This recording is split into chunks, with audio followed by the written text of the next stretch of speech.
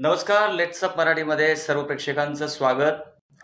संपूर्ण राज्याचं लक्ष लागलेले चिंचवड आणि कसबा पोटनिवडणूक पार पडलेली आहे. काल मतदान झालं आणि त्यानंतर अनेक उमेदवार असतील, पक्षाचे नेते असतील, किंबहुना तुम्ही जे बघताय लाईव्ह, तुम्ही कन्फ्यूज असाल की नेमका निकाल काय लागणार आहे. चर्चा अनेक होत आहेत. कोणी म्हणतं भाजपचं पारडं जड, कोणी म्हणतं राष्ट्रवादीची सीट निघून जाईल चिंचवडमध्ये, कुणाचं म्हणणं आहे की धंगेकर जिंकतील. सर, माझ्यासोबत याच विषयावर बोलण्यासाठी लेट्सअप मराठीचे संपादक योगेश कुटे सर आहेत. सर, नेमकं कसबा आणि चिंचवडचं हे गणित सुटत का नाहीये? नमस्कार सर्वांचं. लेट्सअप फेसबुक लाईव्हमध्ये मनपूर्वक स्वागत. आज मी आणि विष्णू सानप आज दोघे आज लाईव्हला बसलेलो आहोत आणि गेले 15-20 दिवस विष्णू फील्डवरनं बऱ्यापैकी चांगलं रिपोर्टिंग करत आहे. त्याला अंदाज चांगला आहे आणि मी पण गेले काही दिवस ऐकतो आहे सगळं. कसबा आणि चिंचवडमधल्या इलेक्शन तुमच्यासारखंच आम्ही देखील सगळं लक्ष ठेवून आहोत आणि यातले काही प्रश्नांची उत्तरं म्हणजे 2 तारखेला आपल्याला प्रत्यक्षरित्या मिळतीलच. पण त्याआधी काय नक्की कसबा आणि चिंचवडमध्ये घडलंय आणि लोक अंदाज सांगायला का घाबरत आहेत. लोक अजूनही सांगत नाहीत की कोण निवडून येईल. सोशल मीडियामध्ये आम्ही जेव्हा प्रश्न टाकतो किंवा एक्झॅक्टली आपल्या लेट्सअप मराठीचा एक सर्वे केला. हो, लेट्सअप मराठी तुम्हाला एक सर्वे सांगतो म्हणजे तुम्हाला अंदाज दिला थोडासा. आम्ही लेट्सअप मराठीच्या यूट्यूबवरती सर्वे हा मी टाकलेला होता आणि ऐकून तुम्हाला धक्का बसेल त्याला किती रिस्पॉन्स मिळाला आणि काय मिळाला. तर चिंचवडचा पुढील आमदार कोण असेल सांगा तुमचा अंदाज, हा मी गेल्या 20 तासापूर्वी प्रश्न विचारलेला होता आणि त्याला 32K म्हणजे 32,000 असं वोटिंग झालेलं आहे. आणि त्यातल्या 68% लोकांना असं वाटतं की राष्ट्रवादी काँग्रेसचे नाना काटे हे विजयी होतील. 21% लोकांना असं वाटतंय की भाजपच्या अश्विनी जगताप आणि 11% लोकांना वाटतंय की अपक्षाचे उमेदवार राहुल कराटे हे विजय होतील असा या लोकांचा अंदाज आहे. म्हणजे जवळपास राष्ट्रवादी काँग्रेसला या सर्वेमध्ये तरी बढत आपण जे म्हणतो आघाडी अशी दिसते आहे. आणि त्याच्या आधीच आम्ही जो भाजपचं आणि राज्याचं देशाचं लक्ष लागलेलं आहे त्या कसबा मतदारसंघामध्ये आम्ही हा सर्वे घेतलेला होता आणि त्याला तब्बल 37,000 लोकांनी त्याच्यावर वोट केलेला आहे की कसब्यातून कोण विजय होणार. तर हेमंत रासने यांचं आकडा ऐकून तुम्हाला धक्का बसेल, आश्चर्य वाटेल अशी परिस्थिती आहे. हेमंत रासने यांना हे विजय होतील असं वाटणाऱ्यांची संख्या फक्त 19% आहे आणि रवींद्र धंगेकर विजय होतील असं वाटणारी संख्या 81% आहे. अनबिलिव्हेबल हा आकडा आहे. 37,000 लोकांचं वोटिंग आहे म्हणजे वोट केलेलं आहे त्यांनी यूट्यूबवरती आमच्या आणि त्याच्यावर रिॲक्शन्स वगैरे पण भरपूर आलेले आहेत. याच्यामध्ये फक्त एकच गफलत आहे ती तुमच्या निदर्शनास आणून द्यायची आहे. हे काही ज्यांनी वोटिंग केलेलं आहे किंवा ज्यांनी आपलं मत नोंदवलेलं आहे हे काही कसबा किंवा चिंचवडचे रहिवासी नाहीत किंवा ते मतदार नाही आहेत. राज्यभरातलं देशभरातलं कुणी इथं मत नोंदवलेलं आहे. त्यांनी त्यांच्या आपापल्या परीने उत्तर दिलेलं आहे. पण महाविकास आघाडीच्या सोशल मीडियात तरी लेट्सअपच्या यूट्यूबच्या सर्वेमध्ये तरी नाना काटे आणि हेमंत रासने आणि रवींद्र धंगेकर हे फार मोठ्या देखणे आजच विजय झालेले आहेत असं सध्याचं चित्र आहे. पण खरा निकाल हा 2 तारखेला येणार आहे. आणि जेव्हा विष्णू फील्डवर होता त्यानं पण बऱ्यापैकी अंदाज घेतला, आढावा घेतला आणि आमचं हेच म्हणणं होतं की तुम्ही सर्व चर्चा ऐकल्या, तुम्ही अनेक लोकांशी बोलला असाल. अनेक जण रवींद्र धंगेकर आणि हेमंत रासने याच्यामध्ये कोण विजय होईल असं सांगत नाही आहेत आणि त्याचं कारण असं एवढं सांगतात की काटेकी टक्कर, टफ फाईट आहे. आणि हे का आहे तर याची 1-2 आम्ही उदाहरणं देऊन आम्ही दोघे चर्चा करत आहोत. तर विष्णू, तुझा पहिला प्रश्न विचारला की असं लोकांना का वाटतंय, तर त्याच्यामध्ये सगळ्यात महत्त्वाची गोष्ट जी होती की सुरुवातीच्या टप्प्यामध्ये रवींद्र धंगेकर हे आघाडीवर होते, याच्यामध्ये काही शंका नाही. बरोबर. पण जेव्हा म्हणजे जी आपल्या कानी चर्चा येत होती, जे आपल्याला वाटत होतं की रवींद्र धंगेकर हे आघाडीवर नाही, जसं सर्वसामान्यांना कळालं, जसं पत्रकारांना कळालं, तसं ते भाजपच्या नेत्यांना देखील कळलेलं होतं. बरोबर आहे. आणि त्यामुळे त्यांनी ज्या पद्धतीने पावलं टाकली भाजपच्या नेत्यांनी, म्हणजे तुमच्या लक्षात आलं असेल की अमित शहा कोणत्या ना कोणत्या कार्यक्रमाचं निमित्त करून या निवडणुकीच्या काळामध्ये पुण्यामध्ये येऊन गेले. देवेंद्र फडणवीस आणि एकनाथ शिंदे यांनी तर म्हणजे कुणाल टिळकांच्या घरी जाणं, रोड शो करणं, कार्यकर्त्यांच्या समजुती काढणं आणि याशिवाय भाजपचे 2 मंत्री रवींद्र चव्हाण आणि गिरीश महाजन यांनी सर्व प्रकारची फिल्डिंग या कसबा मतदारसंघामध्ये तळ ठोकून होते. आणि अनेकांचं असं म्हणणं आहे की गेल्या मतदानाच्या 2-3 दिवस आधीच हे सगळं वातावरण बदललं. अक्षरशः म्हणजे शेवटच्या 3 दिवसाच्या आधी असं होतं की धंगेकर लीड कितीचा घेणार येस. असा प्रश्न होता. भारतीय जनता पार्टीचे नेते अक्षरशः टेन्शन मध्ये आले होते. हो. मात्र शेवटच्या 3 दिवसामध्ये थोडंसं वातावरण बदलायला सुरुवात झाली. आणि बदलायला सुरुवात का झाली तर मी तुम्हाला आधी म्हटलं त्या पद्धतीनं की एकनाथ शिंदे यांचा रोड शो झाला, देवेंद्र फडणवीस यांनी लक्ष ठेवलं, भाजपचे 2 मंत्री मुक्कामाला थांबले आणि भाजपनं ही निवडणूक इतकी सिरियस घेतली की म्हणजे योगेश टिळेकर यांच्यासारखा माजी आमदार यांच्याकडे प्रभाग नंबर 17 होता. बरोबर. राज्यातले इतर भागातले आमदार असे प्रभागवाईज भाजपने नेमले.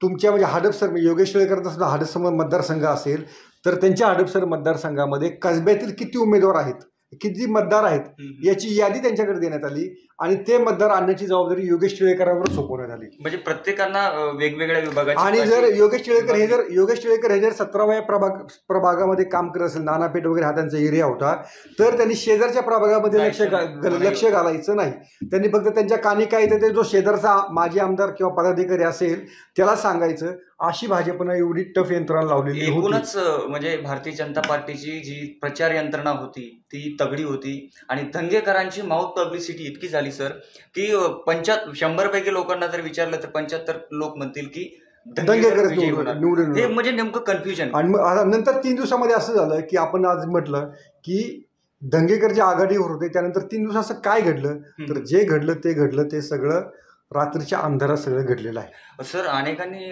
थेट आरोप केले, अनेकांनी म्हटल्यापेक्षा धंगेकरांनी आरोप केले. महाविकास आघाडीच्या नेत्यांनी सरळ क्लिप दाखवल्यात की पैसे वाटप झालेले आहे. काय याच्यामध्ये तर पैसे वाटप आता कोणी केले, कसे केले याची नावं घेणं आपल्याला योग्य नाही. लोकांना मतदारांना तो योग्य मेसेज जाईल.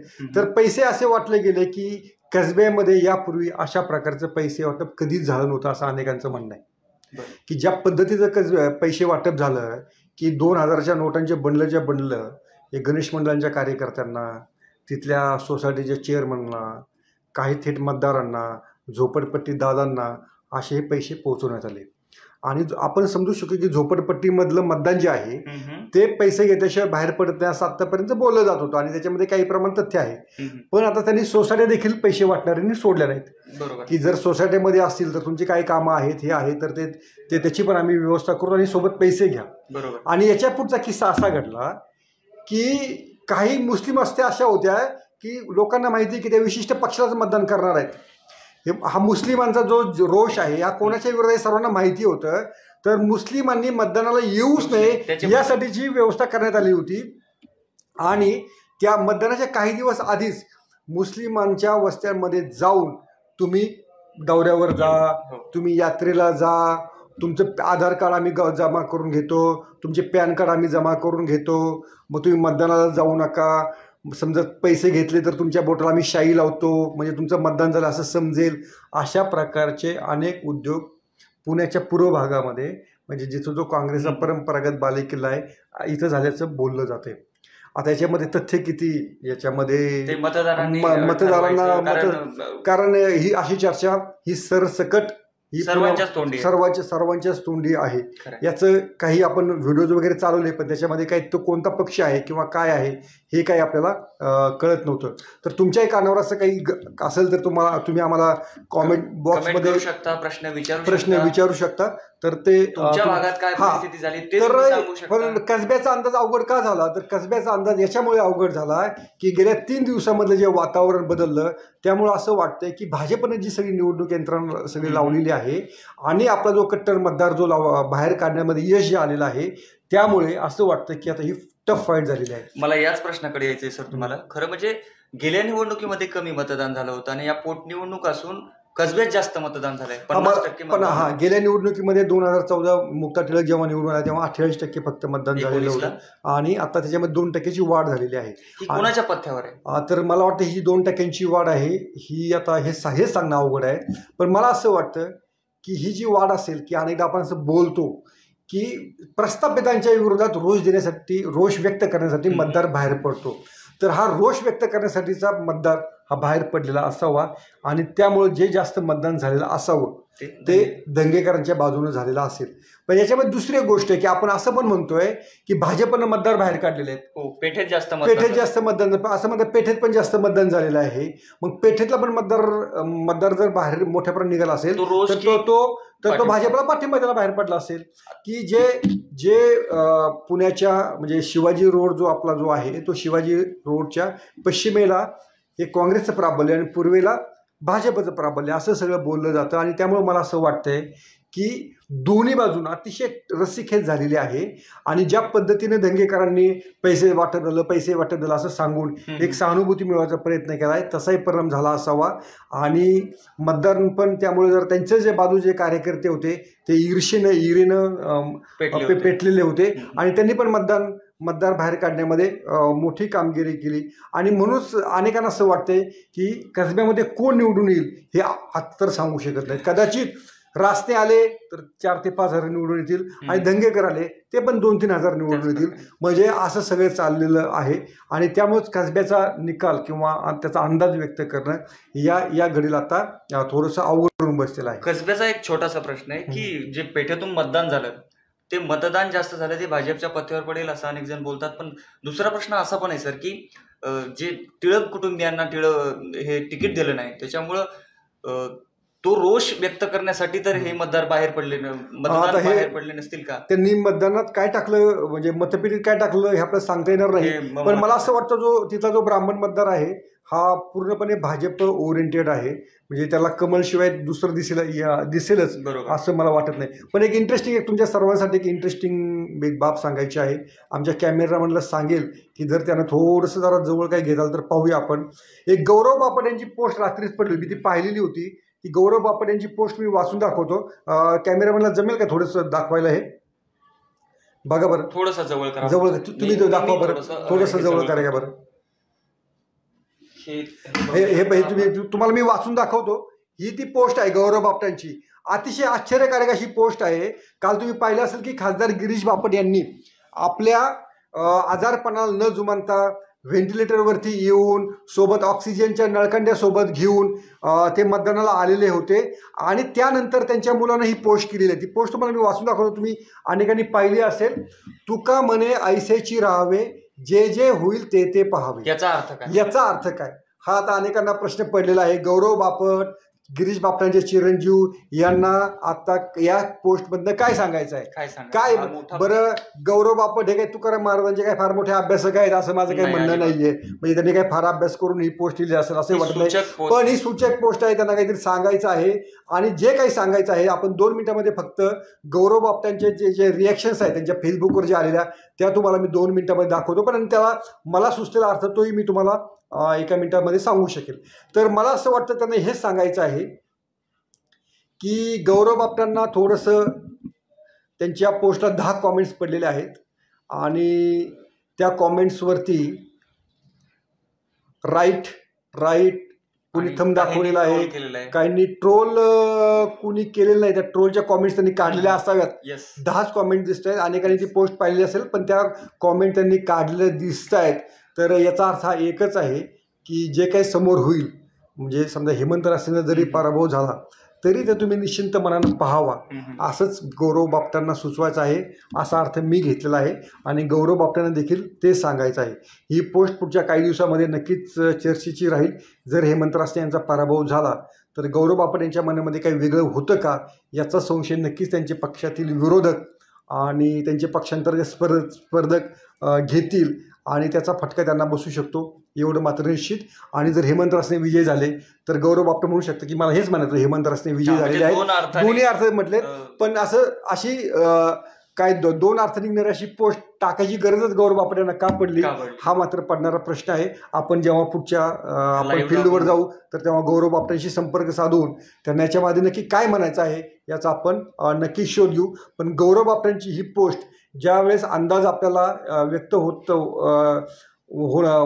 होण्याची जरा अवघड असताना त्यांची ही पोस्ट अनेक गुगली त्यांनी त्या अर्थाने टाकलेली आहे. तर सर काय झालं कसब्याचं की पण चिंचवडमध्ये तिरंगी रंगत झालेली आहे. म्हणजे राहुल कलाटे उभे असल्यामुळे नाना काटे यांना ही निवडणूक अवघड गेली असं बोललं गेलं, पण शेवटच्या दिवसामध्ये असंही बोललं जात होतं की राहुल कलाटे हे भारतीय जनता पार्टीचं पण मतदान खाणार आहेत. मग तिथे थोडेसे समीकरण बिघडण्याची शक्यता तिथं वाटते. म्हणजे सुरुवातीला असं झालं होतं की जर एकाच एक म्हणजे जर महाविकास आघाडीने एकच जर उमेदवार दिला असता, मी नाना काटे किंवा राहुल कलाटे जे जे राष्ट्रवादी काँग्रेसमध्ये यायला तयार होते, त्यांचा ऐनवेळेस पत्ता कापला असा त्यांचा आरोप आहे. जर 1 to 1 जर कसबेसारखी इलेक्शन झाली असती तर तिथे महाविकास आघाडीला नक्कीच हे म्हणजे थोडंसं आघाडी मिळाली असती. आणि अनेकांचं म्हणणं असं होतं की राहुल कलाटे यांना नक्की कोणी उभी केलं, तर त्याच्यामध्ये अनेकांचं म्हणणं असं आहे की भाजपनेच उभं केलं की जी महाविकास आघाडीची मतं खायची आहेत अश्विनी जगताप यांच्या विरोधातली, ती विभागली जाऊ असा त्याचा हेतू आहे. आणि त्यामुळे मला असं वाटतं की राहुल कलाटे तर एकदम फॉर्मात होते, बरोबर, त्यांचे कार्यकर्ते विश्वासात आहेत की विजय आमचाच आहे, शिट्टी आमचीच वाजणार आहे बरोबर. असं ते सांगतायत. आणि गेल्या निवडणुकीमध्ये त्यांनी लाखापेक्षा जास्त मतं लक्ष्मण जगतापांची 12,000 मतं घेतली लक्ष्मण, त्यामुळे त्यांचा कॉन्फिडन्स एकदम चांगला आहे. आपण जर लक्ष्मण जगतापांना जिरीस आणू शकतो तर अश्विनीताईंना पण आपण पराभूत करू शकतो असं त्यांना वाटतंय. पण मला असं वाटतं त्या ठिकाणी की राष्ट्रवादी काँग्रेसनं पण प्रचंड ताकद लावलेली आहे. म्हणजे अजित पवारांनी म्हणजे बारामतीमध्ये जेवढं लक्ष देत नाही तेवढं त्यांनी चिंचवडमध्ये आज लक्ष दिलेलं आहे. आणि थोडासा म्हणजे माझं पण एक ऑब्झर्वेशन विषय, तुम्ही फील्डवर होता, तुम्ही सांगा की अश्विनी जगतापांचा प्रचार थोडासा लो प्रोफाईल राहिला. तसं दिसत होतं की ग्राउंडवरती लो प्रोफाईल राहिला प्रचार. राहुल कलाटेंचा प्रचार हा जास्त दिसत होता. पण आता पाहूया की तिथे पण राहुल कलाटे नक्की किती मतं घेतात याचं पण गणित सुटत नसल्यामुळे अनेकांना तिथे अंदाज व्यक्त करणं थोडंसं अवघड झालेलं आहे. माझा प्रश्न दुसरा सर तुम्हाला असा की कसब्यात जरा उलट झालं, जास्त मतदान झालं पोटनिवडणुकीला, मात्र चिंचवडमध्ये कमी मतदान झालं. मला फटका कोणाला? आणि चिंचवडमध्ये एकतर काय होतं की तिथे IT मानणारा मोठा वर्ग आहे आणि तो बाहेर जाणारच होता. आता हे सगळं नात्या गोत्याचं सगळं मतदान झालेलं आहे. रविवार थोडा हक्काची सुट्टीचा दिवस होता आणि चिंचवड 5 लाख मतदारसंख्या असलेला मोठा मतदारसंघ आहे. त्यामुळे ते त्या ठिकाणी दुप्पट मतदारसंघ आहे. त्या ठिकाणी 50 झालं हे सुद्धा फार चांगली गोष्ट आहे की मला तर सुरुवातीला 35-40% जी सुरुवातीची आकडेवारी येत होती ती 35-40% जाईल असं वाटत होतं.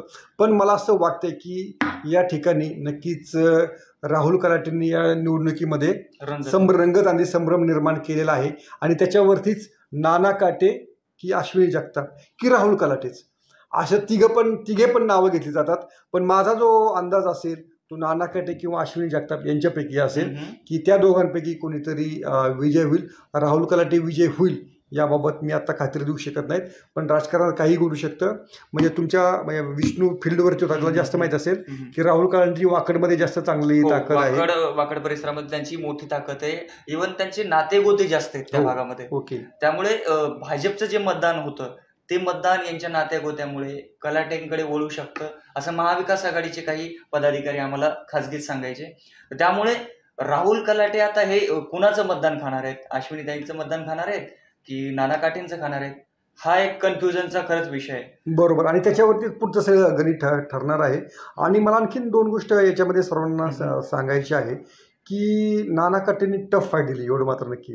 जो प्रचाराचा जो माहोल होता तो राष्ट्रवादी काँग्रेसनं बाजूनं फार दिसून येत होता. आता आपल्याकडे ज्या काही कॉमेंट्स आलेल्या आहेत की कसब्यात दंगेकर आणि चिंचवडमध्ये नाना काटे असं अर्जुन इंगोले यांनी मत व्यक्त केलेलं आहे. प्रदीप वाबळे म्हणतात की only BJP on both seats असं ते म्हणतायत. आणि सागर पिस यांनी तर दंगेकर 9,000 मतांनी विजय होतील असं त्यांचं मत व्यक्त केलेलं आहे. फडतरे म्हणून आहेत, त्यांनी पण नाना काटे यांच्या बाजूनं कौल दिलेला आहे. त्यामुळं दोन्ही बाजूचे समर्थक आपले सोशल मीडिया किंवा आपलं फेसबुक पाहत आहेत. पण 2 तारखेपर्यंत आपल्याला वाट पाहावी लागेल. आणि जे आत्ता आपण जे बोलतोय किंवा हे जे इंगोले तर म्हणतात की गणित कधी सुटलेलं आहे, कसब्यात दंगेकर आणि हे विजयी होणारच आहेत असं त्यांचं म्हणणं आहे. पण मला इतकी सोपी लढत वाटत नाही आहे की लोकांमध्ये जरी सुप्त लाट असली म्हणजे BJPच्या विरोधात तरी BJPची यंत्रणा अतिशय चांगल्या रीतीने काम करते. मी तुम्हाला एक फक्त किस्सा सांगतो म्हणजे तुम्हाला कसबा काय याचं थोडंसं गणित लक्षात येईल की 2017मध्ये महापालिकेची इलेक्शन होती आणि या महापालिकेच्या इलेक्शनमध्ये देवेंद्र फडणवीस यांची न्यू इंग्लिश स्कूलमध्ये सभा होती, भर दुपारची सभा होती आणि त्या सभेला लोकच नव्हते. लोक नसल्यामुळे ती सभा कॅन्सल करावी लागली आणि लोकांना असं वाटलं की BJP काही आता या ठिकाणी काही त्या येणार. पद्धतीने कसब्यामध्ये BJPला फटका बसतोय. पण तुमच्या सर्वांच्या माहितीसाठी सांगतो की त्या ठिकाणी मुक्ता टिळक आणि भाजपचे इतर जे 4 उमेदवार होते हे पुण्यामध्ये सर्वाधिक मतांनी निवडून आले होते. त्यामुळे भाजपचा हा एक बालेकिल्ला आहे. म्हणजे तिथे भाजप असं काही असं तिथं सोपं नाही भाजपला त्या ठिकाणी हरवणं, कारण कमिटेड असा सगळा वोटर आहे. त्यामुळे हे एक उदाहरण सांगतो. आणि 2017च्या इलेक्शनमध्ये भाजप निवडून येईल, इतकी क्लीन स्वीप करेल, 100 जागा निवडतील महापालिका इलेक्शनमध्ये, असं कोणालाच वाटत नव्हतं. तरी त्यांनी ते करून दाखवलं. त्यामुळे मला असं वाटतंय की त्यांचं ते यंत्रणेची आणि कमिटेड याच्या जीवावरती त्यांनी केलं. आणि सोबत मोदींचा काय जलवा होता. अमित वाणी म्हणून आहेत, त्यांनी नानाकडे 4-5 हजार मतांनी आणि दंगेकर 7 ते 8 हजार मतांनी निवडून येतील असं आपलं मत व्यक्त केलेलं आहे. दंगेकरांवर त्यांचा जास्त विश्वास दिसतोय. पण अमितजी थोडंसं आत्ता असं इतकं थेट तुम्ही मतांचा आकडा सांगताय, पण मला जरा थोडंसं तो प्री मॅच्युअर वाटतोय. कारण त्या ठिकाणी इतकं सोपी लढत नव्हती. लढा भाजपशी होता, एका मोठ्या यंत्रणेशी होता. ज्या यंत्रणेकडे लढत रासने विरुद्ध दंगेकर अशी न होता भाजप विरुद्ध दंगेकर अशा पद्धतीने. हो, येस, खरी गोष्ट आहे की दंगेकरांच्या पराभवासाठी फडणवीस, एकनाथ शिंदे, त्यांचे 2 मंत्री, वर्ण सगळे पदाधिकारी, स्टार आणि केंद्रीय निरीक्षक वगैरे सगळे आलेले होते. त्यामुळे मला असं वाटतंय की भाजपला तुम्ही एवढं कमी लेखू नका. आता आपल्या ज्या सगळ्या कॉमेंट्स आलेल्या आहेत त्या सगळ्या थोड्याशा महाविकास आघाडीच्या बाजूने सगळ्या आलेल्या आहेत. सुधाकर डुबे म्हणून आहेत, त्यांनी राहुल कलाटेंचं नाव घेतलेलं आहे. पण सुधाकर डुबे, तुम्ही जर तुमच्या कॉमेंट्समध्ये सांगू शकलात की का वाटतंय तुम्हाला राहुल कलाटे, ते जर तुम्ही एक्सप्लेन करू शकला तर आम्ही त्या मुद्द्याचाही उल्लेख आमच्या फेसबुक लाईव्हमध्ये करू शकू. शिवाजी रुपनर आहेत, ते म्हणतात दंगेकरांनी त्यांनी 5,000चा लीड देऊन टाकलेला आहे. ठीक आहे, त्यांचे ते समर्थक असू शकतील. पण यातल्या कसब्यामधल्या किती आहेत जे आता ज्यांनी आपल्या फेसबुक पोस्टवरती ज्यांनी मत व्यक्त केलेलं आहे, त्यातलं जर कोणी कसब्यातलं मत जर किंवा चिंचवडमधलं जर मतदार असेल तर त्यांनी त्याचा उल्लेख जर करावा. कारण मी चिंचवडमध्ये किंवा कसब्यामध्येच राहतो, जर असेल तर आम्हाला आणखी बोलायला जरा थोडंसं बरं पडेल. शुभम फडतर आहेत, त्यांनी 20,000चं लीड असणार असं सांगितलं, पण कोणाचं लीड असणार त्यांनी काही ते सांगितलेलं नाहीये. आणि महेंद्र मारणे म्हणतायत की सेटिंग झालंय या मशीनचं, म्हणजे त्यांचा EVM वरती आक्षेप आहे. पण मी तुम्हाला सांगतो, EVM वगैरे EVM मध्ये दोष आहेत, EVM मध्ये काय सेटिंग करतात ही अंधश्रद्धा आहे. EVM मध्ये असं सेटिंग करता येत नाही. असं असतं तर दिल्लीमध्ये भाजप पराभूत झालं नसतं, पश्चिम बंगालमध्ये भाजप पराभूत झालं नसतं, 2014मध्ये काँग्रेसचा एवढा मोठा पराभव झाला नसता. त्यामुळं ते एक तुम्ही कारण शोधू नका. त्यामुळे सुहास कांबळे म्हणून आहेत, त्यांनी ते भाजपचा सुपडा साफ होणार असंच मत ते व्यक्त करतायत. नंतर रवींद्र गडे पाटील आहेत, त्यांनी BJP 20,000 येईल पण पिंपरी चिंचवडमधनं, आणि त्यामुळं त्यांना असं वाटतं. सागर पिसे म्हणून आहे, त्यांनी दंगेकरचं काम घराघरात काम केलं आहे, तो नेता नसून मैत्रीपूर्ण कार्यकर्ता आहे. आमचं म्हणणं तेच आहे की दंगेकरांनी या निवडणुकी अतिशय चुरस केली. ती चुरस त्यांच्या स्वप्रतिमेवरती चुरस सगळी निर्माण केलेली आहे. आणि दंगेकर अक्षरशः कायनेटिकवरती फिरत असतात. तुम्ही पण पाहिलं असेल, आम्ही आता पत्रकारितेमध्ये आहोत, आम्ही अनेकदा पाहिलेलं आहे, कधी फोन उचलतात, रात्रीचा फोन करतात. त्यामुळं दंगेकर हे लोकप्रिय आहेत कसब्यामध्ये. आणि काँग्रेसनं जो अतिशय उमेदवार दिला तो योग्यच उमेदवार दिला. दंगेकरांपेक्षा दुसरा चांगला उमेदवार कसब्यामध्ये महाविकास आघाडीकडे नव्हता. आणि वाचकांच्या माहितीसाठी सांगतो की दंगेकरांनाच BJPमध्ये घ्या असा या प्रस्तावाची फार सिरियसली चर्चा BJPमध्ये निवडणुकीआधी झालेली होती. एका माजी खासदारांनी तसा प्रस्ताव दिलेला होता, पण नंतर अशी चर्चा झाली की नको, आपण आपल्याच कार्यकर्त्यांना उभं करावं. आणि दंगेकरांची तयारी होती अशी आमची माहिती आहे की दंगेकर सुद्धा BJPमध्ये यायला तयार होते. त्यामुळं दंगेकर जर BJPत असते तर एवढी ही चुरशीने निवडणूक झालीच नसती. गणेश पुंडे आहेत, त्यांनी चिंचवडचा निकाल दिला. ते म्हणतात चिंचवडमध्ये शिट्टी वाजणार राहुल कलाटे. आणि सोमनाथ पवार म्हणतात नाना काटे 10,000 येणार असं म्हणतायत. आणि वैभव घाट कांबळे आहेत, त्यांनी दंगेकरांना किती मतं मिळतील त्याचा आकडा दिला आहे, 73,465. ठीक आहे, तुमचा आकडा जर उद्या खरा ठरला तर तुम्हाला गुलाल उधळेल आणि तुमचं आम्ही अभिनंदन करू. तर अशा प्रकारे सध्याचं चित्र हे संमिश्र चित्र आहे. आपण काही थेट सांगू शकत नाही. आणि थेट का सांगतात नाही याचंच आम्ही विश्लेषण करतोय की याआधीच्या जे दंगेकरांचं पारडं जे 2-3 दिवसापूर्वी अतिशय जड होतं ते आता गेल्या 2-3 दिवसामध्ये दिसलं नाही. हाच आमचा तुम्हाला सांगायचा हेतू आहे. पण सोशल मीडियामध्ये तरी दंगेकर आज विजय झालेले आहेत, पुढे आहेत. मला तुम्हाला थोडंसं चिंचवडमध्ये घेऊन जायचंय सर, की चिंचवडमध्ये असा एक मतप्रवाह आहे की अनेक जण असं बोलतात की राहुल कलाटेंना तुम्ही असं हे इग्नोर करू शकत नाहीत. वंचितने पाठिंबा दिलाय त्यांना आणि वंचितची जी सभा झाली तिला या दोन्ही सभेपेक्षा जास्त गर्दी होती. ओके.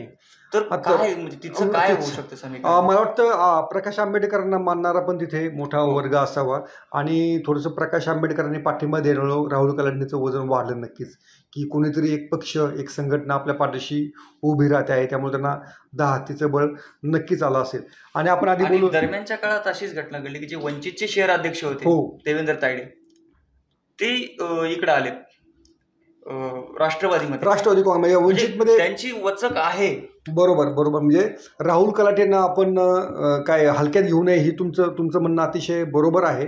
पण तरी मला असं वाटतं की ज्या पद्धतीचं इलेक्शन झालेलं आहे, ज्या पद्धतीनं राहुल कलाटेंकडे थोडेसे प्रचारक नव्हते की वातावरण नियंत्रण नव्हती, यंत्रणा कमी पडली होती, जी यंत्रणा बीजेपीकडे आणि राष्ट्रवादीकडे होती, त्यामुळं कलाटेंनी या शर्यती या निवडणूक चुरस आणली बरोबर आहे, पण ते निवडून येतीलच हे मला थोडंसं अवघड वाटतंय. त्यामुळं की राहुल कलाटेंना कुणी आतनच जर कुणी पाठिंबा दिला असेल बीजेपीच्या मोठ्या नेत्यानं किंवा राष्ट्रवादी काँग्रेसच्या नेत्यानं तरच ते होऊ शकेल. त्यांच्यावर शिवसेनेकडून कारवाई करण्यात नाही आलेली आहे. हो, शिवसेनेनं थोडीशी डबल गेमच त्या ठिकाणी केली. म्हणजे राहुल कलाटेंनी बंडखोरी करून सुद्धा त्यांच्यावर कोणती त्यांना कारवाई न करता एक खुली सूटच त्यांना दिलेली आहे. अनेकांचं म्हणणं असं आहे जर राहुल कलाटे विजय झाले तर ते उद्या शिवसेनेतच जातील. त्यामुळे आणि उद्धव ठाकरेंचा प्लॅन असा आहे की जर राहुल कलाटे विजयी झाले ते शिवसेनेत जर आले तर 2024 जी विधानसभा निवडणूक होणार आहे तो मतदारसंघ शिवसेनेकडे घ्यायचा. त्यामुळे ते उद्धव ठाकरेंनी पण त्या ठिकाणी अशी डबल खेळलेली आहे. अनेकांचं असं मतप्रवाह आहे की ही लढाई 2 नंबरसाठी आहे. ओके. की जर या लढाईमध्ये आताच्या निवडणुकीमध्ये जर काटे किंवा कलाटे 2 नंबरला राहिले तर 2024ला त्यांना तिकीट मिळू शकतं असा अनेकांचा मतप्रवाह आहे. त्यामुळेच मला वाटतं कलाटे यांनी माघार नाही घ्यायचं कारण तेच होतं की मला माझे अस्तित्व, मला माझी शक्ती दाखवून द्यायची आहे आणि 2024मध्ये मीच आज ना उद्या कोणत्या पक्षाचा मी उमेदवार असू शकेल असा मेसेज कलाटे यांनी आपल्या उमेदवारांना दिलेला आहे. आणि त्यांना जर चांगली मोठी मतं मिळाली तर ते नक्की 2024ला एक सिरियस. आणि महाविकास आघाडी सोबत प्रकाश आंबेडकरांची युती नाहीये. बरोबर. त्यामुळे तोही बार्गेनिंग जर भविष्यात झाली तर बार्गेनिंग पॉवर वाढवण्यासाठी वंचितकडून हे प्रयत्न सुरू होऊ शकतात किंवा हे झालेत असंही म्हणता येईल. तर या ठिकाणी अनेकांनी कॉमेंट दिलेले आहेत, पण त्या सगळ्या कॉमेंट जवळपास 87 लोकांनी कॉमेंट केलेल्या आहेत आणि सर्वांचं जे म्हणणं आहे की दंगेकर नाना असं 1-2-3 ठिकाणी केले म्हटले. पण विशेष बाब म्हणजे रास्त्यांच्या बाजूनं एखादीच कॉमेंट आणि अश्विनी जगतापांच्या बाजूनं कॉमेंट एक पण नाही आहे. ही वस्तुस्थिती आहे. त्यामुळं माहीत नाही आता काय नक्की होईल. जर सोशल मीडियावरचा जर ट्रेंड पाहिला तर आज हेमंत रासने आणि अश्विनी जगताप या पराभवाच्या छायेत उभे आहेत असं आपल्याला म्हणता येऊ शकेल. तर आपण पुन्हा भेटूयात.